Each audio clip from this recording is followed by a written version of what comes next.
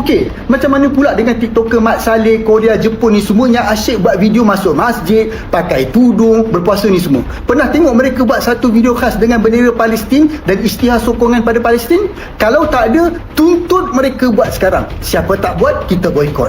Hello guys, welcome to Mr. Idea Bodoh.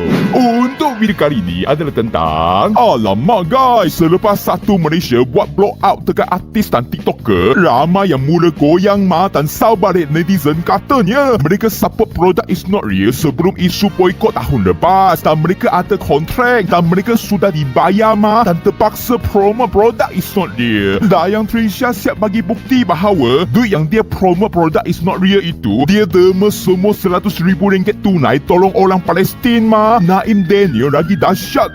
Dia backup rakan artis menganjing balik netizen katanya terpaling boycott. Seperti biasa, ada yang cakap boycott tu hak masing-masing, tapi bagi aku lah, blow out tu pun hak masing-masing juga Jom kita saksikan video ni. Orang mesti tak tahu kan, artis dengan influencer kat Malaysia ni ramai tengah goyang. Maggie, Maggie, Maggie, Maggie, Maggie, Maggie, Maggie. So sekarang ni tengah penuh kan pasal isu blackout tu kan. Lantaklah korang, suka hati korang lah. Akun dan pengacara popular Sheila Rusli kabarnya tidak lagi bersama jenama terkenal Maggie. Menurut sumber, Sheila telah membuat keputusan untuk tidak lagi menyambung kontrak selepas 8 tahun bersama jenama makanan kegemaran ramai itu. Saya sekarang di luar balai polis. Tadi saya bicara di Mahkamah Shah Alam. Kenyataan yang dikeluarkan oleh Nadir Nassar berkenaan dengan mengapa beliau masih membuat promosi produk yang dikatakan memberikan bantuan kepada Israel. Pembatalan ataupun termination of the contract, maksudnya kalau dia breach the contract, ada pembayaran yang perlu dibayar semula, tidak hanya memberi kesan kepada diri dia, tetapi akan juga memberi kesan kepada mereka-mereka yang terlibat dalam kolaborasi tersebut. Later. Aku suruh viralkan benda yang lain. Viralkan benda-benda macam ni. Faham? Yang sama lama ni geng-geng tembikai semua kalau post kan, tak ada pun sambutan. Tiba-tiba sekarang ni semua influencer pun semua takut. Faham? Semua pun terpaling. Aku support. Yang tukang komen pun sama, macam tak ada dosa kan? Faham? Sekarang tak faham lah dengan beauty community. How can you be the same person yang baru je post pasal negara terbikai? Ya Allah, free negara terbikai. Ya Allah, sedihnya tengok gambar-gambar dia orang kena abuse dan sebagainya. But then kau orang yang sama influence other people untuk beli barang makeup yang daripada produk Zac. Tiba-tiba kau post, oh my god, I cannot live without Estee Lauder's foundation. Fenty Beauty Concentrate is the best. I beli ni dekat Sephora. Local pun banyak, quality pun okay. Tak high end je sisters. For one thing is, okay, he left a comment, why am I supporting brands that is, you all know the gist. For me is product is product. It doesn't matter dia brand apa. Dia bagus ke tak bagus ke, dia mahal ke murah ke, I will review everything because aku makeup reviewer. Despite of everything that's happening, I want to extract that out. I want to make a good space for y'all. That's why aku pun feel like macam it is beauty. Let's review it. Korean. Assalamualaikum Korean. I lost over 1,000 followers in one night because of the blacklist block out penjara tu. I macam sedih lah, tiba-tiba kena follow ramai-ramai kan. Dia macam Malaysia macam dah tak kisah sangat, Starbucks dah penuh, media dah penuh, korang macam dah tak kisah sangat. Dan I sendiri pun dah tak cakap sangat sebab I tak ada. Boycott is indeed a choice. Korang cakap it's a choice. Alright, it's a choice and I choose to boycott. I boycott. So bila ada nama I dalam blacklist, I macam why? Hypocrite bitch. Kenapa tak study dulu? Whatever that I buat was before 7 October sebenarnya. Walaupun brand-brand yang I dah buat, I tanya diorang lepas dah jadi, I tanya, you guys ada related ke? Dan diorang cakap tak ada. We're just from here. Kita memang tak ada. Because it's work babe. Okay, agency, klien dah bayar diorang dah bayar I need to do my work. I need to feed my cat. I need to feed myself. Sebenarnya aku agak sedih lah. Produk-produk yang kita boycott dulu, produk-produk ni, artis-artis yang beragama Islam di Malaysia ni yang promote dan juga jadi ambassador. Ada juga company-company ni datang approach aku untuk promote produk-produk yang support penindasan dan pembantaian saudara-saudara kita kat sana. Tapi aku tolak lah, sebab takkan aku nak cari rezeki dengan promote produk yang terang-terang salurkan bantuan kewangan dan funding keganasan macam ni. Bagi aku banyak lagi cara kita nak cari rezeki, tapi bukan dengan cara membunuh saudara se-Islam kita dekat sana. Aku sangat emo bila ada orang cakap, oh sebab duit sama bandar boleh jadi kau. Tak. Bukan fitnah tu dia lebih besar dosa dia dari membunuh. You wanna go to neraka ke? Kita ni kena bersatu. Ni bukan masanya kita nak menggelak-gelakkan dan buat dosa. So sudahlah kita dah kumpul dosa masa kes Arif Aziz hari tu. Ni sekarang ni kita fokus ni. Sebarkan benda-benda macam ni. Kita kena make sure dia orang ni jatuh. Biar dia orang kalah dekat media sosial. Break out lah. Ramai netizen dah boycott kau, unfollow kau, baru kau nak menggelupur cari posting pasal Palestin kan. Baru kau tahu yang di mana isu ni, ini masa kita. Penyanyi dan pelakon Naim Daniel meluahkan rasa tidak puas hati terhadap segelintir individu yang mengkritik golongan tidak memboikot produk jenama yang sedang diboikot rakyat Malaysia. Menerusi hantaran yang dimuat naik oleh penyanyi yang berusia 27 tahun itu di laman X, dia menegaskan Islam tidak pernah mengajar seseorang Muslim melakukan sesuatu tindakan di luar batasan. Bahkan pelantun lagu Sumpah itu turut mempersoalkan keimanan individu yang sanggup menghina dan menjatuhkan hukum sendiri terhadap orang lain. Pompang kau suruh orang boikot itu ini atas nama Islam, tapi kau jatuh hukum sendiri, hina orang yang tak atau belum berbuat demikian. Macam kau tak pernah belajar adab dalam agama. Another story. Kalau saya jawab nombor satu, orang saya tak boleh pilih. Tak boleh pilih. Benda-benda macam ni kita kena viralkan. Bukannya korang pergi buat seorang dah buat sudah lah. Dah berangkai-rangkai bawah tu. Yang join trend tu pun bukannya post pun. Tak tolong pun. Assalamualaikum warahmatullahi wabarakatuh. Ya teman-teman, sampai sekarang Malaysia masih ramai dengan masalah memboikot, terutama boikot yang berhubungan dengan produk-produk yang mendukung kegiatan atau aktivitas dari negara Zionis yang begitu dengan nafsunya untuk menghabisi atau menyerang dari Palestina itu sendiri. Nah, masalah ini sebenarnya sudah menjadi tren ya di Malaysia, bahwa kalau Malaysia ini ciri-cirinya adalah mempunyai senjata ampuh, yaitu memboikot bila mereka tak senang. Jadi proses ini ataupun peristiwa ini sudah terjadi dari semenjak terjadinya perang yang ada di wilayah Palestina. Nah,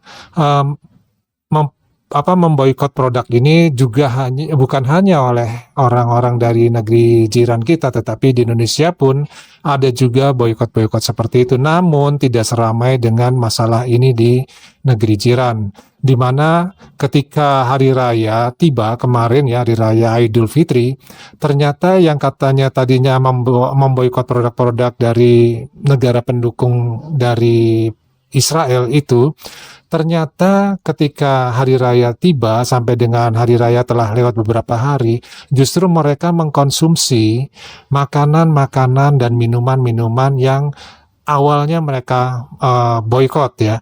Nah, ini menimbulkan pro dan kontra di negara Malaysia itu sendiri. Nah, sekarang ditambah pada bulan Mei 2024 ini, masyarakat juga memanas. Kenapa para artis-artis yang ada di Malaysia dan jumlahnya sampai puluhan yang mempromosikan produk-produk yang ada hubungannya mendukung dengan perang di Palestina, ini diprotes artis-artisnya. Karena apa? Masih mendukung sampai dengan sekarang, walaupun memang ada beberapa artis yang sudah melepas kontraknya terhadap produk-produk yang dicurigai mendukung dari kegiatan negara Israel ini. Nah, di sini tentunya terjadi pro dan kontra juga. Karena apa? Negara ini dianggap sebagai negara yang cukup aneh ya, ketika mereka menyatakan produk itu harus diboikot secara nasional, tetapi pada kondisi-kondisi tertentu ya, itu mereka justru mengkonsumsi dan memakai produk-produk tersebut. Nah, kemudian juga di sini ya influencer dan artis baik itu di TikTok dan lain-lain juga masih mempromosikannya. Nah, mengenai mereka ini para artis dan influencer dan TikToker yang masih mempromosikan, ini jelaskan mereka biasanya ada kontrak tersebut tentu harus diselesaikan. Kalau tidak diselesaikan maka ada penalti. Nah, ini yang tidak disadari oleh masyarakat di Malaysia itu sendiri, bahwa kontrak tersebut ya tidak semudah itu kita membatalkannya. Nah, kerugian dari kontrak tersebut, apakah rakyat Malaysia mau mengganti kepada artis yang mengalami kerugian tersebut? Tapi dari sisi yang lain juga kita bisa melihat bahwa yang namanya boykot ini ya, itu sepertinya ya anget-anget tai ayam, bisa dikatakan seperti itu. Karena apa? Ketika terjadi hal yang sifatnya ini viral, maka boykot itu berlaku dengan sangat-sangat efektif. Tetapi sekarang ya ketika tidak ada yang viral, maka boykot itu akan melemah. Nah, inilah yang terjadi.